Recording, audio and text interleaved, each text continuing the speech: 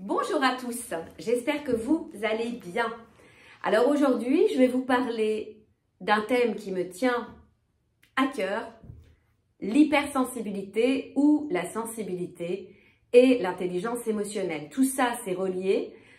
Ça veut dire quoi quelqu'un d'hypersensible? Quelqu'un d'hypersensible ou quelqu'un tout simplement de sensible, c'est quelqu'un qui vit pleinement les événements, les situations avec beaucoup d'émotions. Je dirais que c'est quelqu'un de vivant. Évidemment, parce que vous savez à quel point je suis attachée à la spontanéité.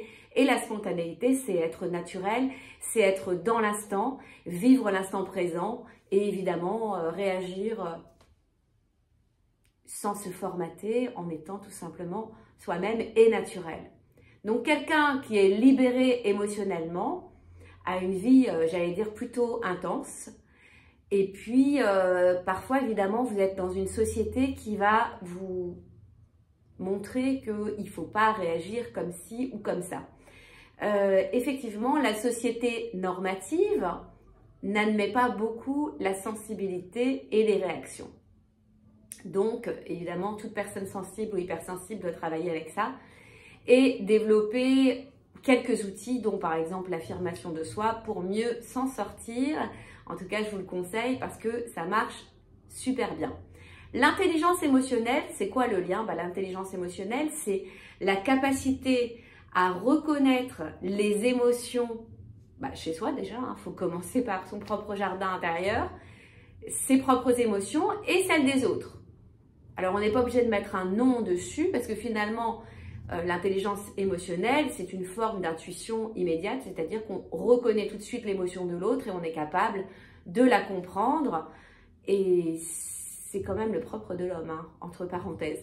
Donc, pour moi, c'est l'intelligence, évidemment, dans les 7 intelligences que j'ai décrites dans mon livre et dans mon modèle. C'est la plus importante, bien entendu, parce que sans ça, on devient tous des intelligences artificielles, évidemment, ou un peu trop rationnelles et pas capables finalement de grandes connexions.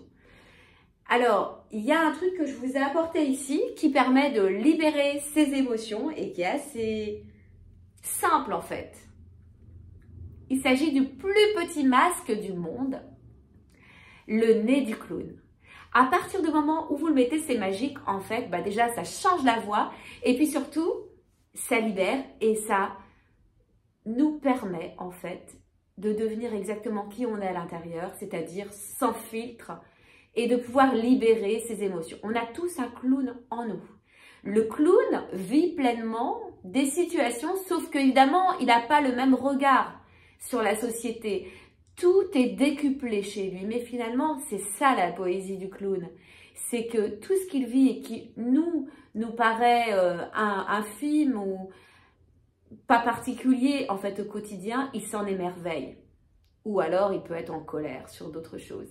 Alors, si nous vivions un peu plus des choses merveilleuses et émotionnelles, eh bien, ça nous rendrait peut-être un peu plus humains. Merci.